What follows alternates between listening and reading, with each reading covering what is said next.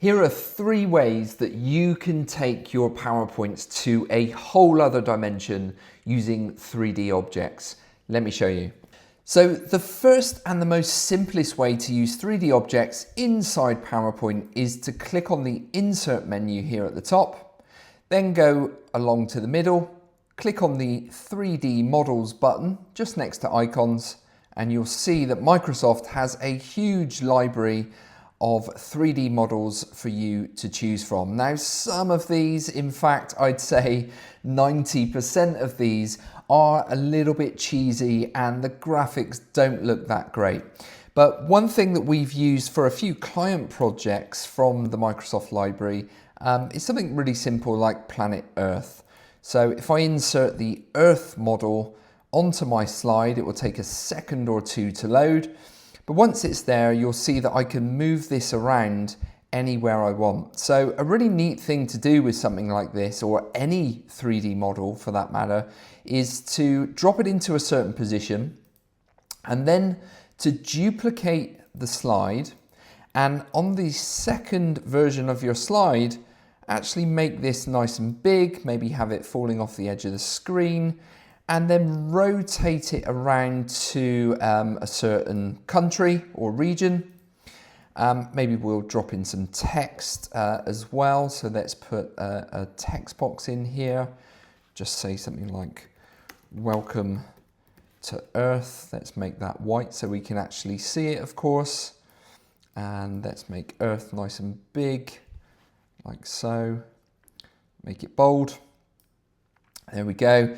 And then what we're going to do is just use a morph transition in between these. And if I hit the present button here, you'll see what happens. So if I hit the arrow to go to the next slide, Earth fully rotates and that text appears. So if I go backwards now, you get this really lovely rotation of the Earth. So if you're trying to create a presentation that is talking about different regions, different countries, whatever it may be, then this could be a really nice 3D model that's already loaded into the Microsoft library waiting for you to use it. Now, if you want to do something a little bit maybe educational, then if I go back to the Insert menu, click on 3D models, and let's look at, well, let's go for this dinosaur actually. There's a nice looking T-Rex here that I've used for a presentation that my son had to do in school, all about dinosaurs. So if you're looking for something a little bit more kind of education based, then these are great as well. Now, the nice thing about these is that, as you can see, they're animated as well, which is amazing. So if you make these nice and big, you can actually go to the animations panel and you'll see that these animations, or these 3D models, sorry, have different animations attached to them. So this one's quite cool. And then there's a few others as well. I think one of them's a roar. Yep, here we go. And you can play around with these different animations and just have them on your slide. Again, you can click on these and move them around into any position that you want to as well, just like I did with Planet Earth, but a little bit more interesting than just a static 3D model. So do have a play around with that. So again, that's the 3D models built inside the Microsoft library and available to all PowerPoint users. Now, you may notice that next to that 3D models button, there is a drop down as well. So you can actually insert your own 3D models. Well, where do you get those 3D models from? There's a few different places that you can go to. So the very first place that I'd recommend you have a look at is a really neat website called Spline. So Spline, S-P-L-I-N-E, is an AI 3D generation system.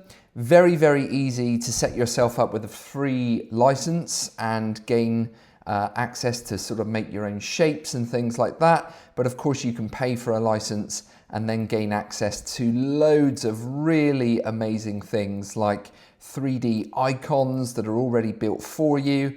You can move into any position and then you can export those in the format that PowerPoint requires, which I'll talk about in just a second. Now, we did that for a client project, which I actually shared a few weeks ago. We took their logo and we actually used Spline to take that logo and turn it into 3D objects. So what we ended up with was a really nice intro slide that then morphed into something that used those shapes from their logo. So really, really on brand, really, really eye-catching, and just something a little bit different for the audience to keep their attention. So a really, really nice way to go. If you want to spend a little bit of extra time creating your own 3D models, then Spline is definitely a great place for you to go.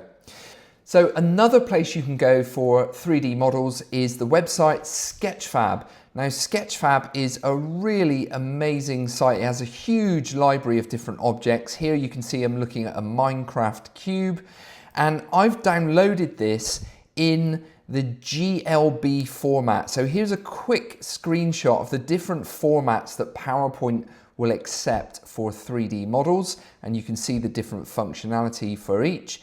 Me and my team normally use GLB. It seems to be the quickest that can upload into a PowerPoint slide. But the Sketchfab website is a really, really good one to go to grab free 3D models. That's a real tongue twister to say. Now, one of the things that you can do with that, of course, is if I just go into my PowerPoint file again here, here's the Minecraft cube. That's now inside PowerPoint. I've also got a Minecraft character here as well.